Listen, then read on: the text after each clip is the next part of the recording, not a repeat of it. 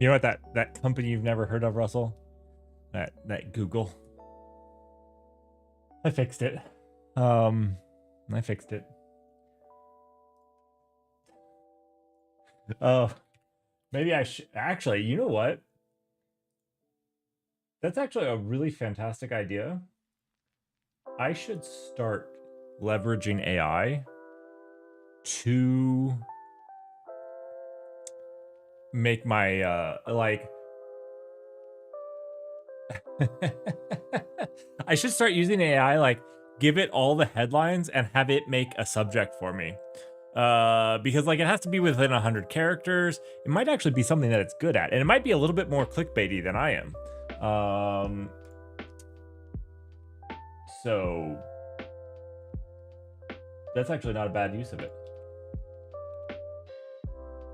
I don't do that. I just mistype everything myself. I'm like really good at mistyping things.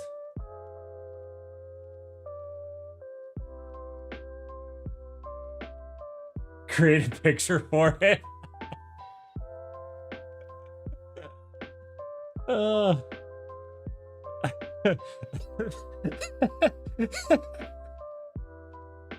We get a weekly picture, like news picture on the like stream is starting. Will be our weekly AI generated picture of the news. I don't hate it. I don't hate it. All right.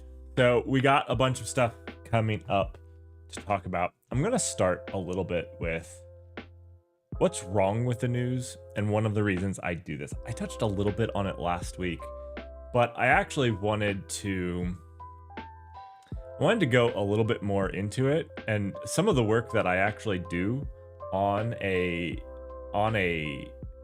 weekly basis when I do this. I am not an investigative journalist or anything like that, but I do try my best. So I'm going to start with that. And then we have a lot of cool stuff to jump into. We have some OpenAI making a 360. We have Uber's CEO making a statement I want to call out because I think it's a pretty terrible statement to make.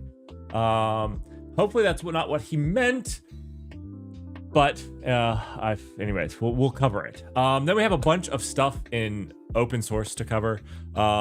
Everything from C++ 26 hazard pointers to Kubernetes 133, and a new tool called TY.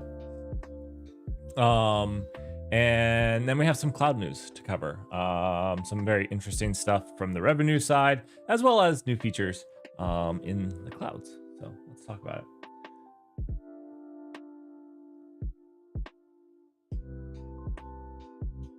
Is Freedom Pope in this week's news? No, I thought about making a joke about, you know, about the Freedom Pope. I actually, to be fair, I had not realized that there had been no US Pope at all.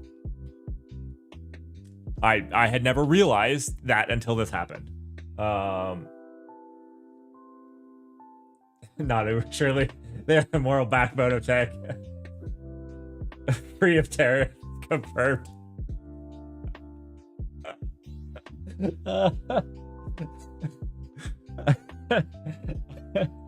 All right. So let's talk about why I do, why I spend my lunch break doing the news for you all. And one of the things that I actually do try to combat, especially in the era of AI. I'll keep this short. Hopefully it's self-explanatory, but if not, here we go. There are a lot of news articles and news sites that do stuff like this. It is leap for mankind. Teleportation achieved between two supercomputers. Now, when people say teleportation, you think I moved one object, physical object, to another physical place.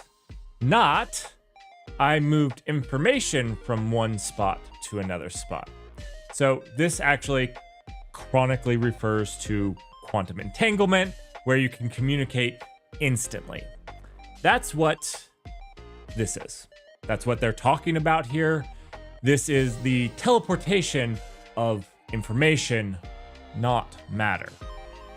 It's very misleading. But I want to actually bring your attention to something a little more misleading. This. AI replacing coding jobs, 30% at Google, 30% at Microsoft, and according to Zuckerberg, 100% in 18 months. This is one of the most misleading headlines and actually articles that I could find. And we'll get into why. Not only is the headline wrong, but I spent about 2 hours looking up for the actual sources where these things were said so that we could review the actual words said. Now, the Zuckerberg ones were done on a Mark Rogan. Mark is not his first name. I think I was thinking of Mark Roper, and then Rogan guy. I don't know his name. Whatever, doesn't matter. Joe Rogan. Thank you, Russell. Mark Rogan. Anyways, we're gonna. So we're not gonna watch the whole thing, but I do have some clips from it. But let's keep digging into this. So you can see here just a quick search of says 30% of the company code was written. Google says 30% of the code written. It's rampant. I'm pulling this up just to show you that it's not one article. This is a lot of articles. So let's actually talk about what was said. Here's another one. Another one. The entrepreneur says, well over 30% of new code. That's what CEO Sundar is saying. Is it what CEO Sundar is saying? Or is this like Twitch clips where they actually take you completely out of context? Well, let's actually look at the earnings call that was referenced. He did say that number is well over 30% now. So this is completely accurate, not out of context, is it? Oh, well, gosh darn. It turns out that he said stuff before that that's actually really important to take into it. Obviously, I had mentioned a few months ago in terms of how we are using AI for coding, we are continuing to make a lot of progress there in terms of people using coding suggestions. Coding suggestions. These are when the AI recommends something while you are writing code and you hit tab to accept it. These are coding suggestions. I think the last time I said a number, it was like 25% of code that checked in involves people accepting AI suggested solutions. That is now well over 30%. What this means is that 30% of code that's committed has somewhere in it a suggestion from an AI. Probably about 80% of the code that I write has a tab autocomplete in it of an AI suggestion. This number means so much less than anything that you'll see in the actual news. This is super misleading to the point you cannot trust anything the entrepreneur says, because this is taking something so out of context to make a to make a news line that just doesn't exist. We can go on. I don't.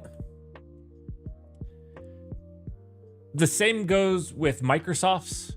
So Microsoft said something very similar, and I actually covered that one last week. So we're not going to dive back into it where it was wildly misquoted. The Mark Zuckerberg one is maybe a little bit more interesting. He does say that he wants 100% in the next 18 months. He wants 100% of the code to be able to be not that there's not real human engineers in the loop, but empowered by AI, which is a little bit nuanced. When he says 100% of code will be written with AI, he doesn't mean without humans. He means that it will be augmented by AI. That's like saying I want 100% of my engineers to be augmented by Vim. It's way different than what they are proposing in these articles. And I have had quite a bit of it. I go through all of these and I don't report them in the news. Like, I don't cover these things, and I don't cover them because they're not news. This is my attempt to cover that topic because, yeah.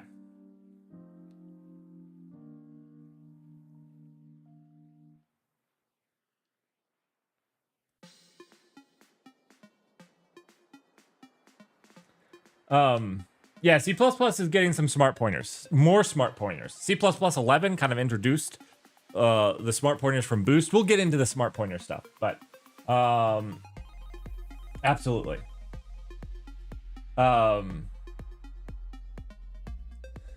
So anyways, this is, I know it's a little bit of a rant. I wanted to cover it because I don't not cover these things. I just don't cover them because they're not newsworthy.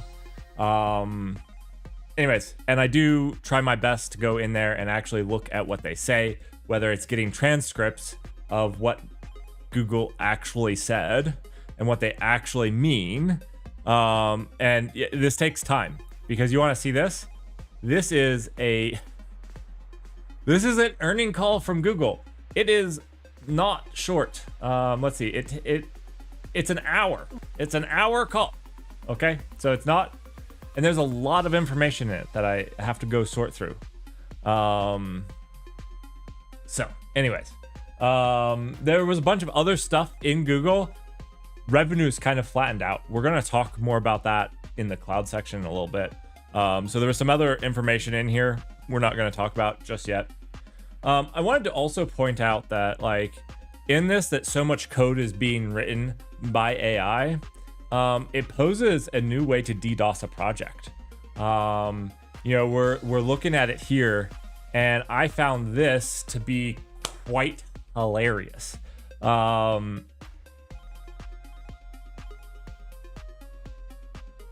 So if you guys know what curl is, it's a very common command line utility. Daniel released, that's it. I've had it. I'm putting my foot down on this craziness. Every reporter submitting security reports on HackerOne for curl now needs to answer this question. Did you use an AI to find the problem or generate this submission? If they do select it, they can expect a stream of proof of actual intelligence follow-up question. We now ban every reporter instantly who submits reports we deem AI slop. A threshold had been reached, not released. We are effectively being DDoSed. If we could, we would charge them for the waste of our time. We still have not seen a valid security report done with AI help. It's pretty strong. It was pretty strong wording. So, should just ban HackerOne accounts? I mean, it's an actual real problem. It's an actual real problem. There's multiple ways to DDoS people. When there's a, you know, we think of DDoS as server resources, and that's where you get that distributed denial of whatnot. But if you take a security report seriously, then it actually takes more of your time to verify that security report than somebody to generate something that sounds reasonable, but was just generated by an AI that's not actually a security report. So it's actually fairly easy to DDoS a project with bogus security reports because the human side processing it and validating it takes time. Now, you might say, well, they could use an AI to try to validate if it, you know, is worth their time. But you risk an AI then at that point not catching a valid security report.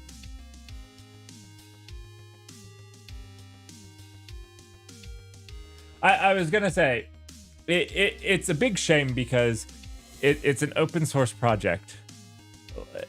I mean, like, this is like,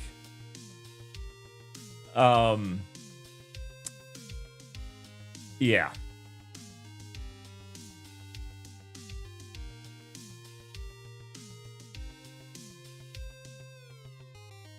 It's a shame. So, don't do this. They're creating fake work.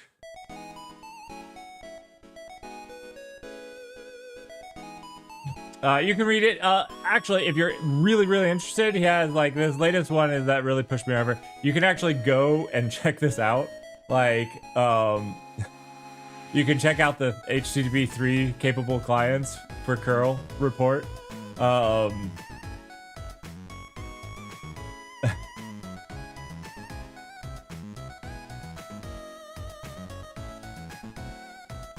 It's obviously just like AI, like they just AI reply.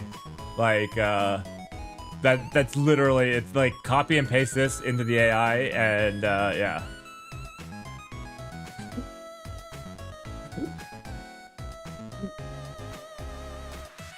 There's just no function named that. So, anyways,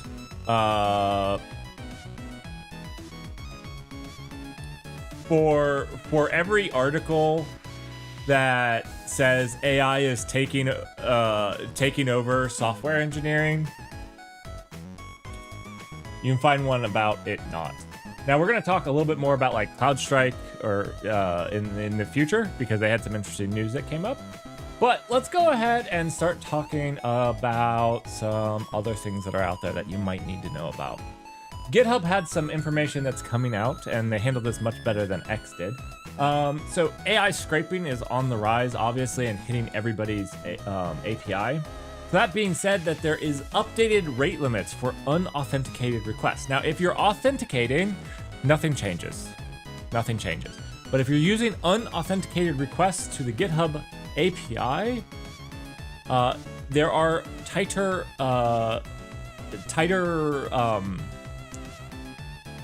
rate limitings, so you're going to get rate limited more, but the authenticated requests will continue to enjoy the exact same standard that they have. And this is, as what they say, is to combat an excessive strain on their servers from AI scraping. So if you're using unauthenticated APIs to GitHub, I would say switch to authenticated. Those haven't changed. And don't cost you anything extra. So, yeah, go ahead and check that out. That being said, that was all I had on that. But OpenAI made a 360. I was one of the professionals that called on OpenAI to stay a nonprofit. So basically what they wanted to do is they had originally structured as a for-profit or a nonprofit, and then they restructured so that they were a for-profit managed by a nonprofit, and they're going to actually stay that way. This is a 360 from what they were going to. I believe I was a part of this statement. Originally, OpenAI was for the betterment of humanity, and they basically wanted to throw that away, but they reversed course. So as far as I can tell, the nonprofit will retain control of the firm. That doesn't mean that this is going to stick or stay forever. Obviously, Sam Altman is about as fickle as just about the rest of us humans. So I'm sure that he can change his mind when he decides he needs to make a buck or two and change that if and when he wants to. But for now, it's staying. Now, while we're talking about fickle CEOs, I want to talk. You know what? I would love for him to join my show so we could sit here and talk about this together, because to me, what Uber's CEO said struck me as a little peculiar. I have worked from home for a very long time, and probably the better of 12 years. Now, I can tell you that I actually work harder from home than I have ever in an office. I put in a lot of work, and I probably work more hours than I should. That being said,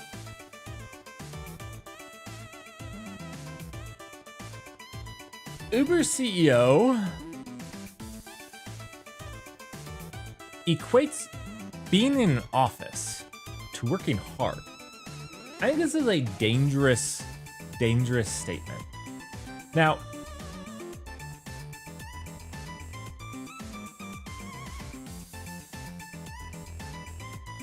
we're not going to watch the whole earnings call video, and I couldn't find a transcript to point out. So the best I can do is point to this, which is a little bit cut, like I obviously complained about here, but we want people in the office. We want them working hard. This is not the only time he makes this statement. When asked about people that were hired as full remotes, they've got to make their own choice. Do they want to come to the office, or is working remotely really important to them? The good news is the economy is still really strong. The job market is strong. People who work at Uber, they have lots of opportunities everywhere. We want them obviously to take the opportunity to learn. But this is a company where we have to work hard. We are going to have to make excuses for that. We have to work hard together. So I absolutely have questions here that just expand from this very rapidly. You weren't working together for the last 6 years? How did you function as a company? There's people that aren't working hard. You should have fired those people. Like, this is not that difficult. If people are not working hard, it doesn't matter where they're working from. If this is your management style, if you're saying that I do not know how to manage people remotely, that's fine. Just come out and say that. I would appreciate that. Being humble and knowing our limits is actually really important. Managing people remotely takes time, effort, and it actually takes learning. It takes re-educating yourself, because it's not the same as just, oh, I'm gonna stand up and I'm gonna walk and talk to Bob because Bob happens to exist in my office. So anyways, I think that this is a dangerous road to walk. And unfortunately for Uber, it just means that they have an executive team that isn't ready to learn and understand. And there goes my opportunity to work at Uber. Let's move on. Let's talk about some of the news that's happening in open source. There was actually some pretty cool stuff, especially if you're a student. There's something that's actually pretty awesome that's coming out. One of my favorite AI tools. Let's talk about PyTorch Foundation welcomes VLLM as a hosted project. Now, we have been leveraging PyTorch for all of our machine learning stuff that we've been doing. We're gonna try to use PyTorch tomorrow to actually run a browser. So we'll see if that actually works. If you're interested in doing that, you can watch me fumble around writing Python. But the PyTorch Foundation is excited to welcome VLLM as the PyTorch Foundation's hosted project. Contributed by the University of California, Berkeley, VLLM is a high-throughput, memory-efficient interface and serving engine designed for LLMs. A VLLM is a strong connection with the PyTorch project. So anyways, it's taken on by the PyTorch Foundation. Pretty cool. I wasn't worried about the California of Berkeley closed sourcing it or something like that. So that wasn't really a concern here, but it's cool to see it joining the PyTorch Foundation. The PyTorch does a lot of really awesome stuff, and we've been learning it.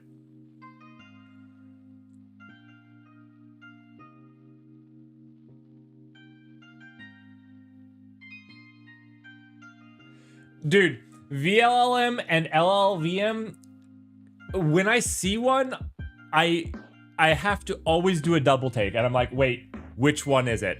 I actually really dislike... Yes, I agree with you, Russell.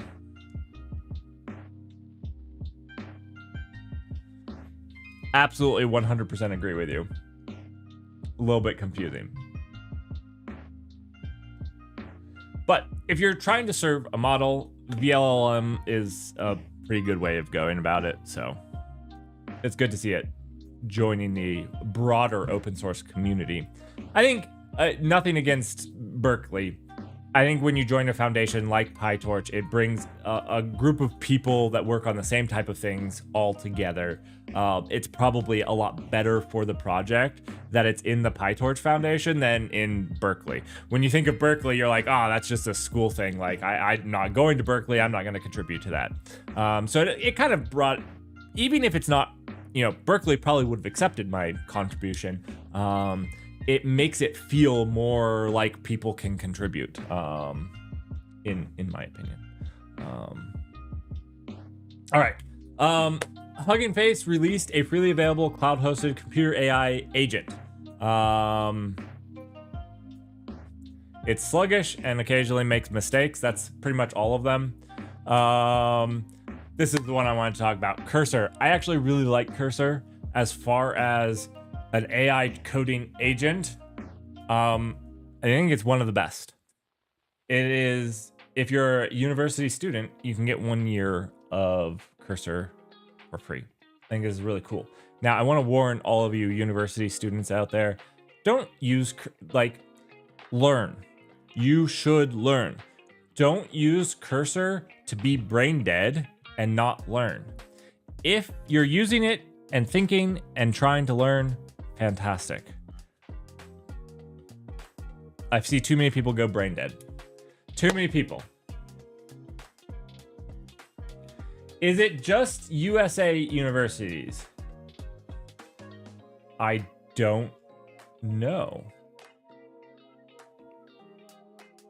Verify your student status by clicking verify status at the top of the page and following the instructions. If you have this, you'll receive an automatic refund of the remaining billing cycle and discount will be applied automatically. Yes, it has to be a university email.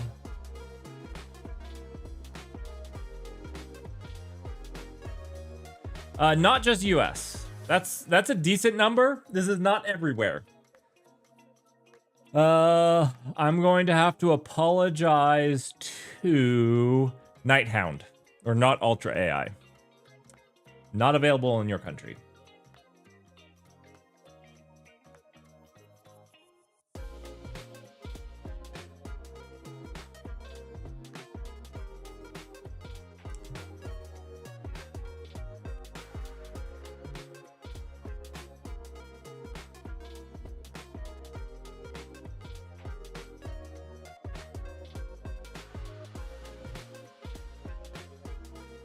Why would AI need Cursor though? Right, not Ultra AI doesn't need this.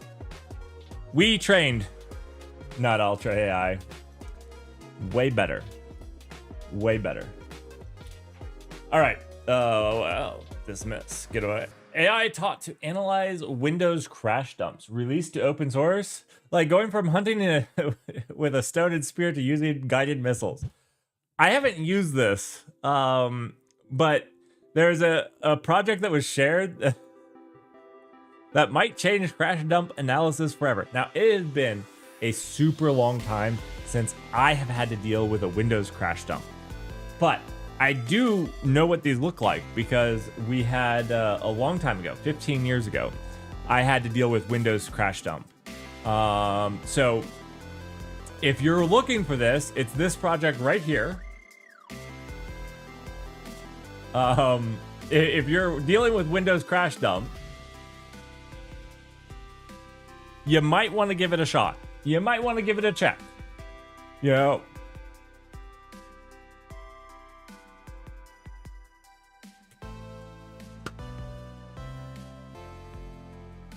And we can talk about this. The Willy has announced a collaboration with Amazon to launch their generative AI agents for scientific literature search on AWS.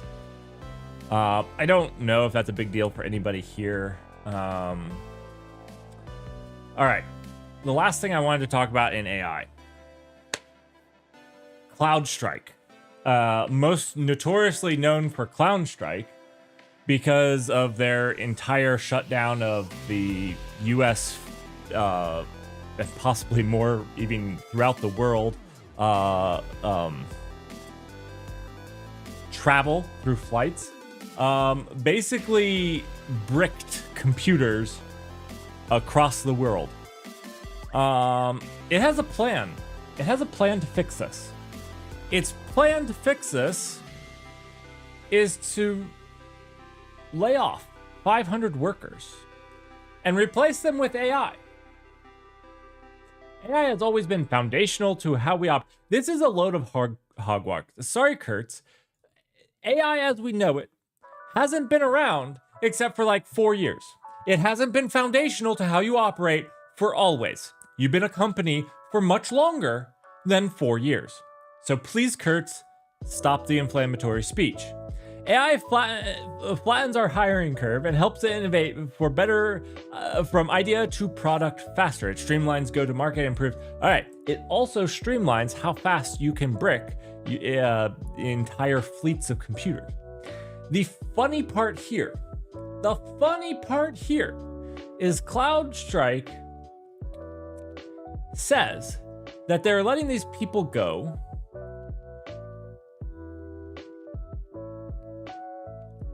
because of efficiencies by AI. Now, the interesting thing here is they're actually anticipating weak demand from Amazon, the United States Postal Service, and other changes with trade and tariffs.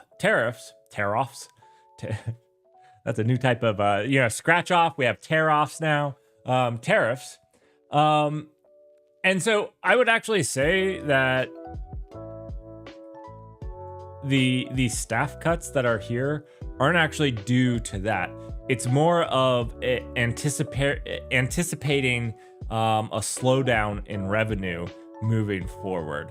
And they actually had a huge warning. For example, we utilize which could put liability and adverse effects to our business. They actually kind of at the very beginning talk about how this is actually a huge risk for them as well.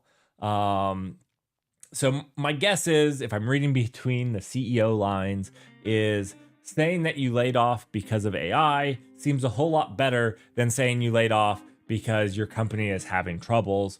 And so that's the thing to do.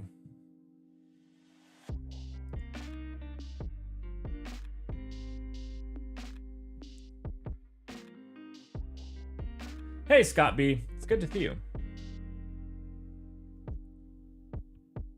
I hope their prompt file mentions. We should write up a cursor rule for them, like test for blue screens before release. Please just run the tests. Oh. All right. I want to talk about the horrible things Microsoft has done and why Mark Bernioff.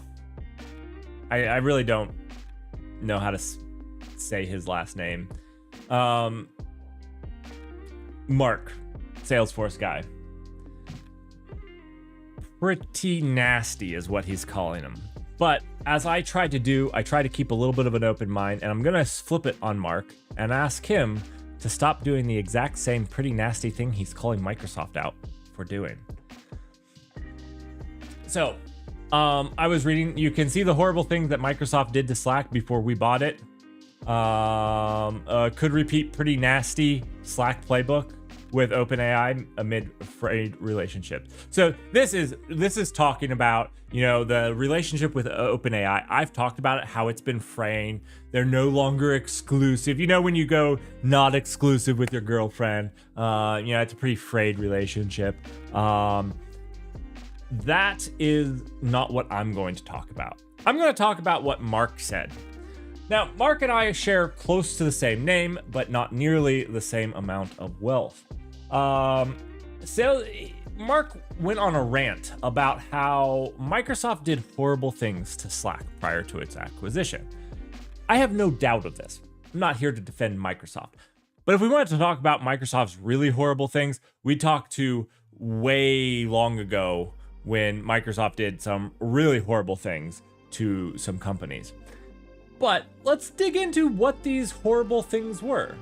Well, it turns out that what Microsoft did was bundle teams.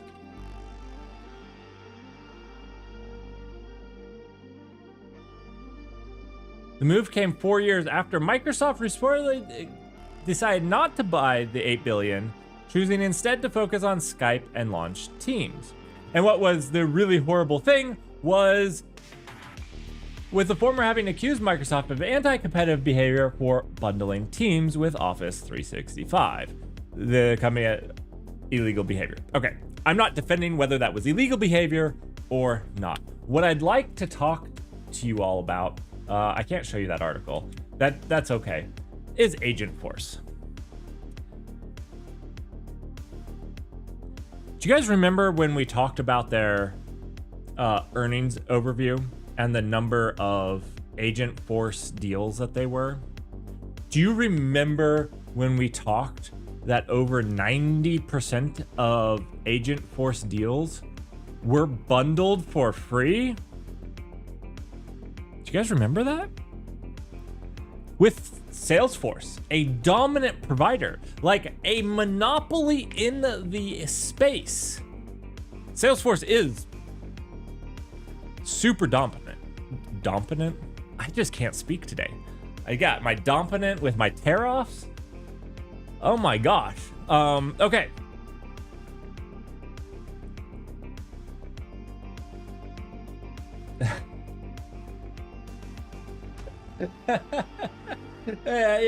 Yeah. Mr. Salesforce hasn't used Teams.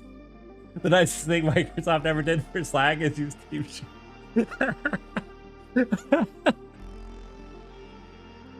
Anyways, Mr. Salesforce. Look, I'm happy if you want to say that rules were broken and hold other companies to those rules. I'm happy to do it.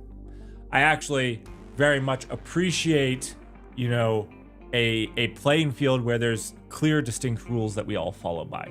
But if you're going to go and call somebody horrible for doing something, I implore you to not then go and do it yourself. You lose confidence in me as a trust level. Let's just talk trust level. Yeah.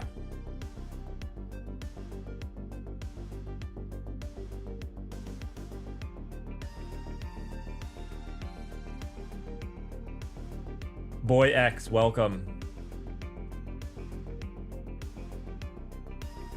Let's talk about some open source news. I've called out too many CEOs today and news agencies. If you guys don't hear from me for more than 2 weeks, send flowers. Send flowers.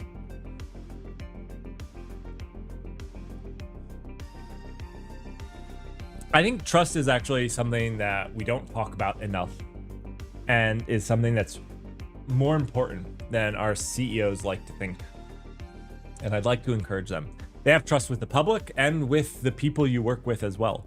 And I think that you could actually get a really powerful company if you really built on trust. I think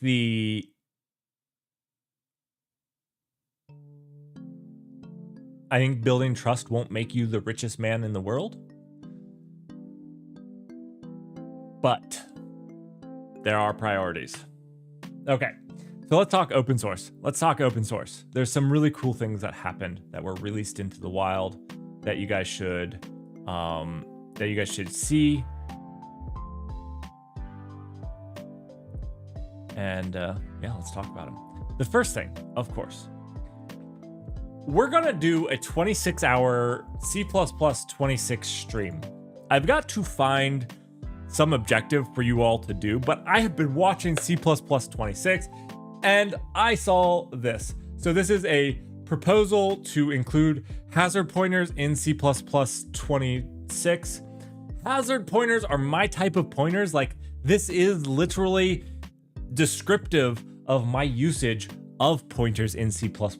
So really, it's piqued my interest. But what a hazard pointer really is a safe pointer that has a single thread that owns a pointer and multiple threads that can read the pointer. So it's almost a pointer with an atomic lock built into it. So you have one thread that can own and write, and many readers that can be across threads. This is actually really cool, and it's like a really useful type of pointer. Now, there's a lot of stuff that goes into the how this would work, and I'm not gonna lie to you and say that I've read all of this. I asked AI to summarize it for me. I don't think the AI did a very good job of summarizing this for me, and, and so I'm not gonna go down that path.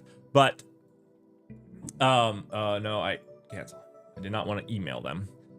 So anyhow, that being said, I'm actually really excited about that. I'm going to get what those levels are for the 26-hour stream. I'm excited about doing it, so hopefully you guys get that 26-hour stream, and we'll have some fun with some hazard pointers. This is like hazard pay. I wish it was. I wish it was hazard pay. So anyways, cool to see. I'm watching it. Let's talk a little about Kubernetes. Kubernetes had some 133 has been released since April, and I didn't cover this. I think this was when I was pretty busy, and so I apologize. I didn't cover some of the cool features that came out. User namespace is now enabled by default, so if you can use them in your kernel, if you're ready for them, you no longer have to enable a feature flag to leverage user namespaces. If you're confused as to what user namespaces are a more better security safety. So instead of using kernel namespaces, you can use user namespaces so that you can provide more security around what your containers can access. This is actually particularly useful when you're trying to access stuff like a GPU or something like that, where you need elevated privileges, but you don't want to actually give your container those privileges on the whole host. So user namespaces, huge shout out to the people bringing this. I actually think it's a pretty big deal, and it's there. Now, I need to actually continue going over the 133 release. So next week I will definitely have more because I'm behind on the 133 release. But that was one of the things that did stand out to me. Absolutely fantastic. What should I start with? Scott B, you should start with kind on your local machine. Run something, host something on your local machine. Home Lab is a great place to start. Host a web server. Do it. Just do it. Just do it. Nike that crap out. All right. TY. I'm sorry. I'm getting shouty again. I'm getting a little loud again. Let's talk TY. This is a fantastic lunch break. I've been enjoying it. Thanks all for joining me. TY is yet another reference to where Rust saves Python. I need a whole section of Rust saves Python. That's what I'm going to make YouTube shorts about, is Rust saving Python. So what is it? It is, this is not the right tool.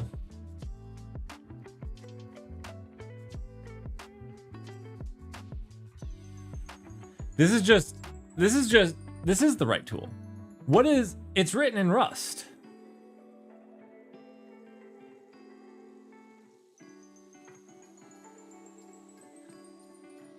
Oh, okay. Sorry. I do know what this is. I remember this now. It's coming back to me.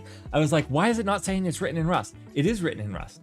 This is the PyPy wrapper of it. So you can actually download it from PyPy, like using, the Python ecosystem. So this is the PyPy wrapper to it. I don't think TY is actually, like, the core code is open source. I couldn't find it myself. It's kind of coming out of stealth, but it's an extremely fast Python type checker and language server. And I was looking around. It seems to be actually really, really fast. I only found one person that actually used it. Let me see if I can't. I was Googling around for it. This. Let me open up a new tab over here. So I only found one person that had used it. They did, tie check, and it seemed like very, very, very, very fast. So I don't know if I'll use it for my Python language server. I'm tempted to give it a shot, but we'll see. We'll see.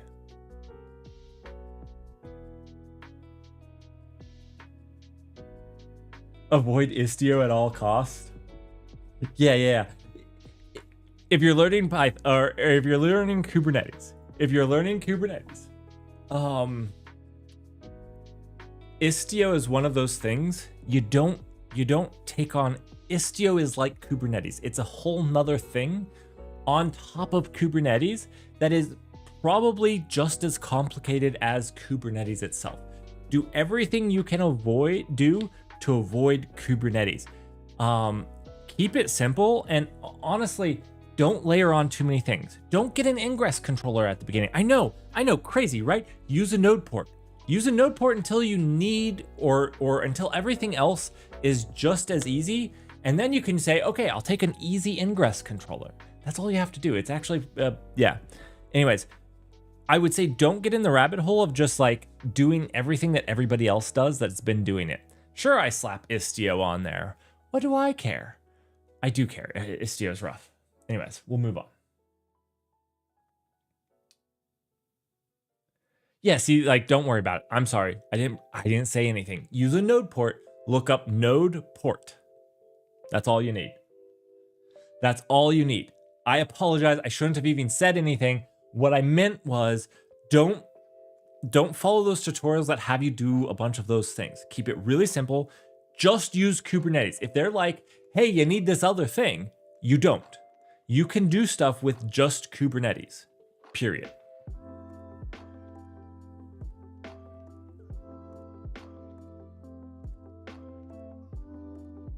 All right, last thing in open source, and then we're gonna get to just two quick security things, was the release of PyTorch 2.7. We're gonna download it for tomorrow. I don't know PyTorch well enough to like tell you anything interesting about these. I'm like learning them as I go. So like, I don't know. It's out there. It's got pre-built wheels. I'm glad. I hope they're training wheels. I wish it said pre-built training wheels. I know what wheels are before all of you like, it's a Python thing. I know. I'm aware. I was making jokes. Anyways, I'm super excited. I'm sure it has good things for us. I don't understand them, but giving them a shout out because we are using their projects in our projects. So like, kudos to them. Huge shout out. All right, let's move on to security in this lunch break hour. How are you guys doing? Let me pause for just a second. I've been blazing through the news. How are you all doing? Did you guys see anything in the news? Have I missed something that's really important? I'd love to hear from you of what you think is important, or if you bring something that the community should know about, please do it. I'm trying not to shout into the microphone this time. I said I promised, probably. It's like saying absolutely. I get excited.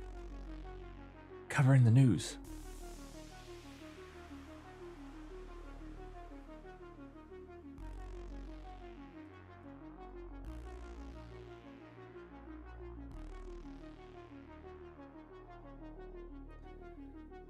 Does this look good? I'm looking in a mirror.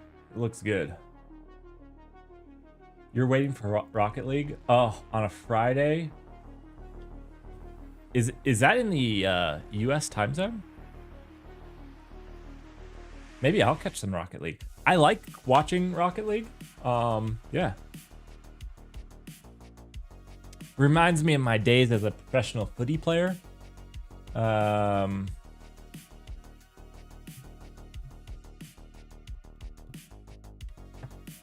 No, don't do this. Don't do this. This is my problem with this.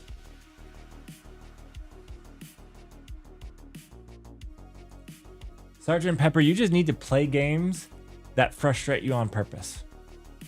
You gotta embrace it. Maybe that's what, like, after being a dad, I play those games and I'm like, this isn't frustrating. You don't know You don't understand fresh. This is fun. This is fun. Like, I know you're trying to be frustrating on purpose, but let me tell you, a whole different level of frustrating.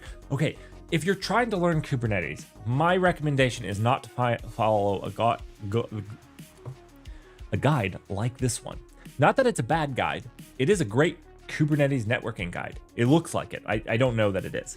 But I wouldn't follow this because this is going to take you really in depth in a very specific area. You need a very general one.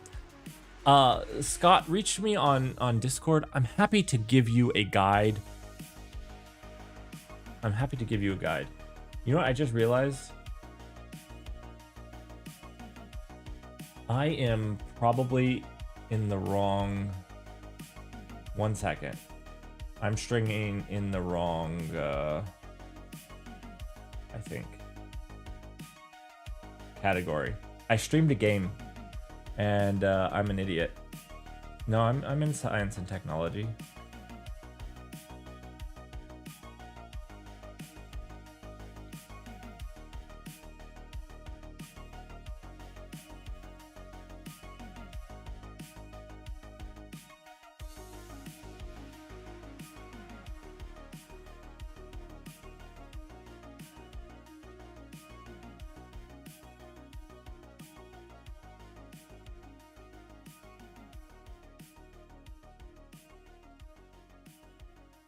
What level is that? I don't know. You know what? Interesting note.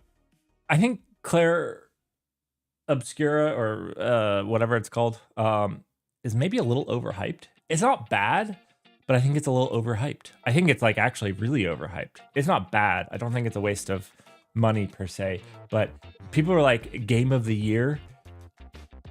Maybe I'm just wrong. I failed some of my expectations. I don't know. Anyways, back to this.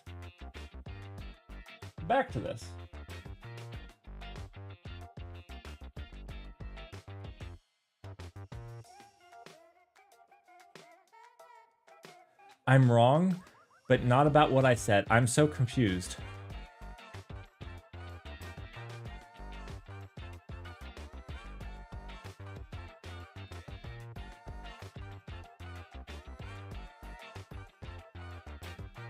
Oh, I'm the wrong flavor of gamer for the game. Okay, so it's me. It's not the game. I get it. Well, I'm a big JRPG fan, so I thought that I would be the right flavor of gamer because, like, I thought that I would be the right genre. Obviously, I'm not. But we'll move on because I only have about an hour and a half, hour and 15 minutes for lunch, and I want to cover the rest of the news here. I believe it stands for Japanese. It's like the traditional. So, RPGs could also be like, it's pretty broad. JRPG usually refers to the more turn-based, like your Chrono Triggers or your Final Fantasies, like your original Final Fantasies. Those are kind of your classic ones. Yeah.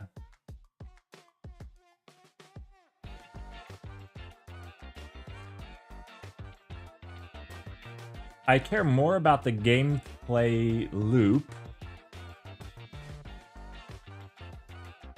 and the mechanics and the story. I think the story, I don't know the story. I haven't beaten the game. So far, the story is decent. I will give it that. So far, I can't tell you if I like the story because I haven't seen the whole thing, but so far the story's good.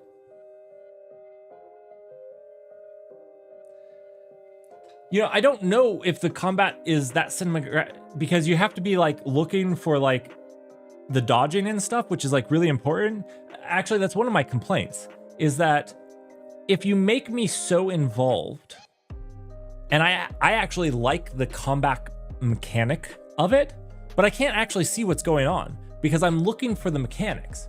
And what I've actually heard is I actually can dodge and parry based off of the sound better than I can the visuals. And so then I'm actually just like hyper focused on the sounds and I can't see what's going on. because I'm focused on that. Maybe it's just me, but then I can't appreciate the visuals because I'm not.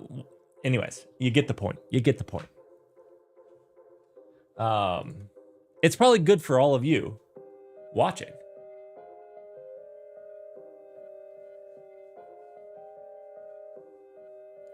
Sounds like an age, possibly. I'm not saying that I can't see it, but you can't focus on it. Anyways, whatever. Don't start learning Kubernetes with a tutorial like this. That's my last thing. We're gonna go back to the news. This is not the place to start. This is a place when you're wanting to dive deeper into networking in Kubernetes, when you already have a solid foundation of Kubernetes as a whole.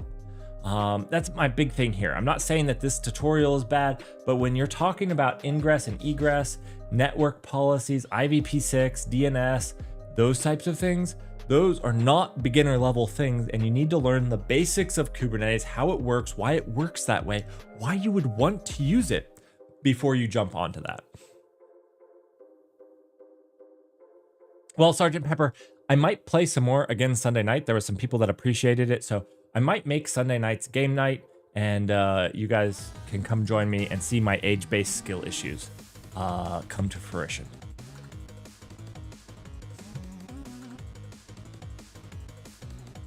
On Kubernetes website, there is a basics of Kubernetes that is pretty good. I've gone through it myself a long time ago. I'm sure that it's been updated. A long time ago, it was pretty good. I would recommend it. I would start there. Now, you'll come out of that with like a lot of questions because they do obfuscate a lot of those complexities around networking and stuff, which is actually fantastic. So start there, then start a home server. All right.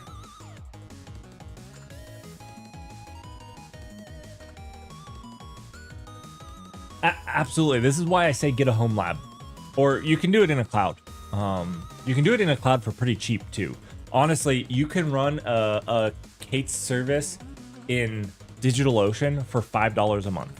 Okay, like that's dirt cheap. If you don't have a home lab, $5 a month. It might be $6 now. They don't pay me to say this. I'm just throwing it out there. There's cheap places to run a K8s server. What's that European company that also does it? They also do Kubernetes as a service. It's pretty cheap. Those guys are actually really awesome.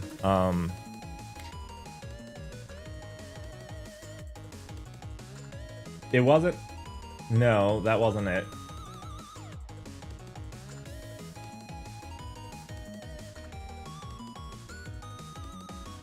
It's not Hetzner.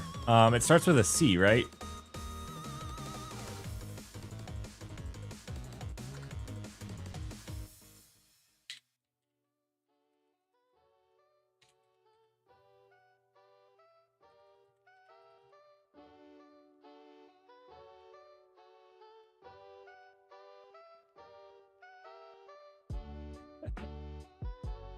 It wasn't Azure either. What was it? 1 second. Why is this? I have a backpack. I won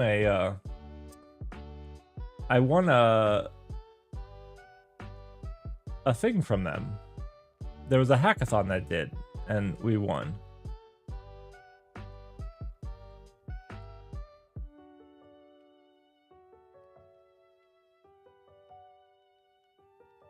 Sivo. That's who it is. Sivo. I don't know why I couldn't think of that. They also have some pretty cheap clusters. I'm giving you options. So there's DigitalOcean, there's Sivo, all of those under $10 a month. Run a stupid website and break it, like a blog or whatever you want. That's one of the best ways I know how to learn the thing. Obviously, you need some understanding before that, but those services are fantastic. All right. I need to...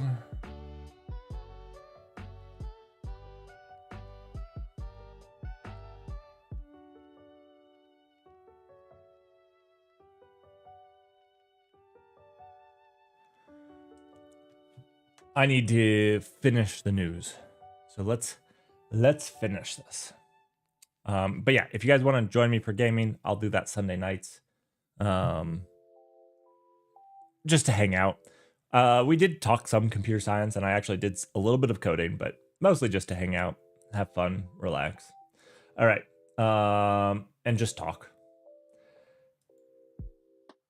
All right, this is something I found interesting. Google Cloud revenues, profits are flattening out. So I've been watching a lot of stuff on the data centers, a lot of the AI ML stuff that they are looking to drive profitability. Now, this doesn't mean that they're not going to see it. Right now, they're expending a lot, so profits will flatten out. Now, revenues is a little bit more concerning. So revenue started to flatten itself. So how much more they're making is probably more interesting to me than the profit piece. It's not 100% concerning, but it is a little concerning. You could, in theory, there's this idea that they're investing in this new technology. You're not going to see stuff from that immediately. So it might, looking for the future. But Microsoft outpaced AWS and Google again. So as Google started to slow down, Azure actually grew more than usual. I think they're usually like 33%, and this was 34%. That's actually like a really big indicator that this is actually worse. Some of the reasons this could be happening is when a company focuses too much on a thing. So I've seen Google focus a lot on their AI and ML. Don't get me wrong, Microsoft is doing the same thing. But did they actually not pay attention to their core business enough as they chase the new and shiny? It's something I've seen, and don't get me wrong, this is a hard problem. Like, how much to invest in this while maintaining this thing that's your core product already? That's my fear. That's what's happened, is Google's chased the new and shiny a little too hard and hasn't continued that gross growth in their core product. Azure's growth there looked to just be in core fundamentals and nothing like new and shiny.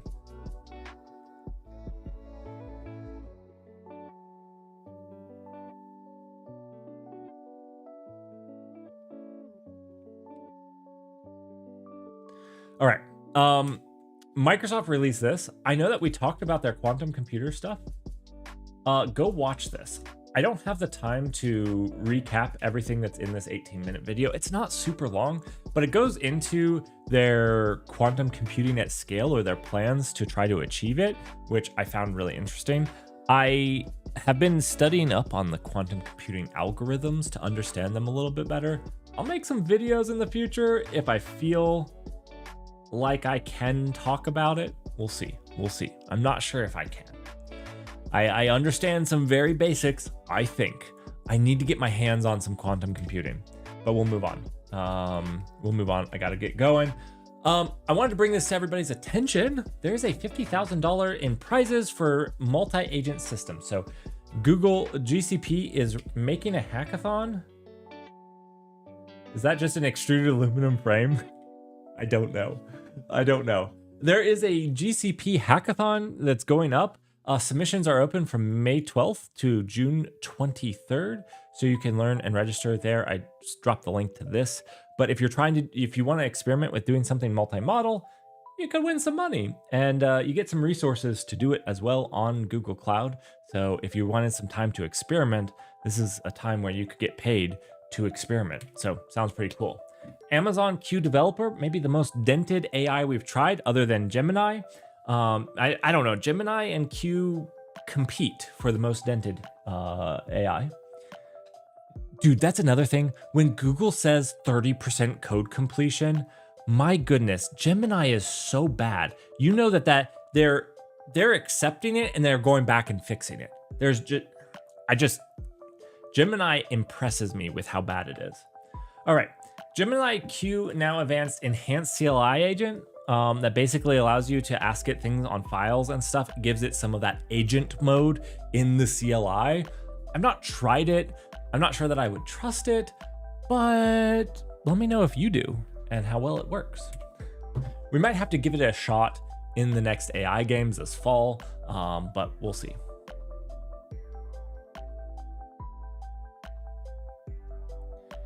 Does Google now have 2 ADKs? That is correct. There are now 2 ADKs. There's the Android development kit and the agent development kit. Both are Google.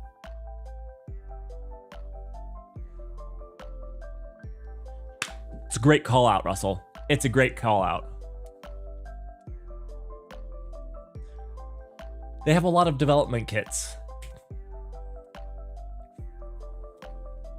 All right, Amazon bed rounds? My goodness, my English today is just terrible. Amazon Bedrock announces general availability of prompt caching. I'm calling this out because it's super useful and also not an AI thing. This is just standard caching. They're like, the new capability can reduce cost by 90%. Well, no duh. This is just a cache. Just people be weary of things. I mean, this is nice. It's tacked right onto Bedrock so you can just flip it on. Like, don't get me wrong, it's not a bad thing, but it's not like a new thing either. You could do this yourself with just a standard database. Slap Aerospike as a cache somewhere and just put your queries into that and query the database to see if it's been asked before. Better yet, you could do this caching with a vector database, which is a unique way of doing caching with similarity search, where it's not just exact matches, but highly probable matches. So just think about that. Similarity search in caching is an interesting topic. Yeah, maybe a horrible topic, but it's one I've been playing around with. Announcing the general availability of Amazon VPC route server. This is probably the biggest non-AI thing to date. AWS announces general availability of VPC route server to simplify dynamic routing between virtual appliances in your Amazon VPC.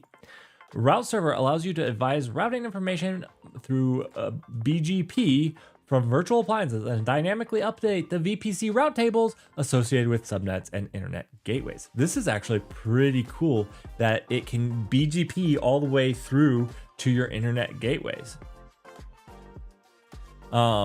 Yeah, I have definitely done this part and it sucks. This is like a little thing and it's a huge deal that nobody's talking about. Because it's not AI and it's awesome. It's absolutely flippin' awesome. If you've been in AWS and you've had to deal with this, it's awesome. I don't know if Azure has a competitor to this, but if they do, it's fantastic. If they don't, they should get one because it's awesome. All right. Thank you everybody for joining. That was the news. Hope you enjoyed it. Hope I didn't yell at you this time. I've been trying to hold that anger in, that excitement. Join me tomorrow. We're going to try to control a web browser with an AI. Should be fun. We're also going to work on Twitch chat a little bit. That's a little bit of Rust. So there'll be a little bit of Rust, a little bit of Python, a little PyRust. We're going to get the Twitch chat games. We're going to work on them. But we'll also do a little fun AI stuff, just a little exploration. And then Sunday we'll play some games, either Baldur's Gate or Expedition 33.